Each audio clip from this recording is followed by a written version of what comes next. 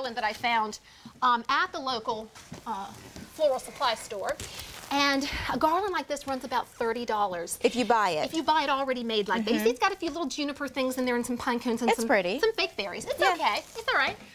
Not even real berries. I kept thinking, I could do better than that. And bigger than that. This is about 12 feet worth of mixed garland. It's juniper and it's cedar, and I just pretend that this is a 6-foot long table. This is what I do at my house at Christmas time. I run it down one end, turn, and come back the other end, so I get double thickness. Okay. I then get, now this I got free from the man that was trimming Christmas trees at my local place. So you can then come in if you'd like even some more variety. But now, how did you put all of these branches together? They are already bound. What they do see is when you buy garland by the foot at the floral stores, they have big rolls of them, and they're all bound together. So they'll do this part for you? That's all done. I just told the man I want 12 feet of mixed garland, and he just rolled it out like it was a hose, literally. All connected, all wired, so all you just done. Bring that out as your base, and then you embellish. I did nothing other than lay it on the table. The embellishing is fun. Then maybe pick up a little extra thing of juniper berries or something like that that you can just kind of add and give some texture. Okay. So maybe some hurricane lanterns there, just for variety. Absolutely. Maybe a little bit of Fraser fir if you like. My branches are sticking out. There we go. Oh.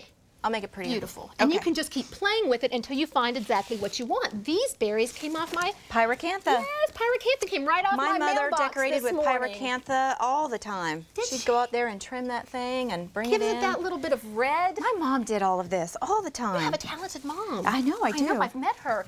Now these are my camellia leaves. Now see, a little darker, a little shinier. And those have just a little bit of a bud on them. That's pretty. Those will be blooming by Christmas. That's very pretty. And again, a little bit more of this Nandina out here. Look in your yard. Find interesting and creative and colorful ways to sort of fill in and just kind of make it interesting. Now, one of my favorite things to do and to further, what I would do is probably make something like this, and it would keep for a couple of weeks on my table. Right before I'm entertaining a Christmas dinner, I might embellish this arrangement with some sugared fruit. Oh, how do you do that? And this is pretty easy to do. I've got a few pieces made for you here already. You did that? I did that, yes. Now, the idea is not for the fruit to be completely covered in white. You want to still see some color. It's almost supposed to look like it was frosted. Okay. A little bit of egg and water wash. Okay. See, I've got a little pastry brush here, okay?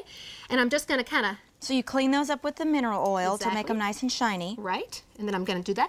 And then I've got fine powdered sugar here, which we're just going to give a little dusting across the top, dusting across the sides. Give it a good shake, maybe on the bottom too.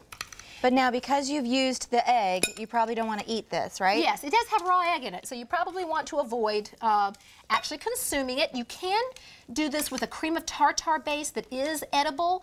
You want to probably set them out to dry just a little bit for a little while. And then if, see, like where my hand was, you can go back in and just touch it up. And dust a little bit. Another great way is to do the eggs. I'm sorry, the grapes. Okay. Not eggs.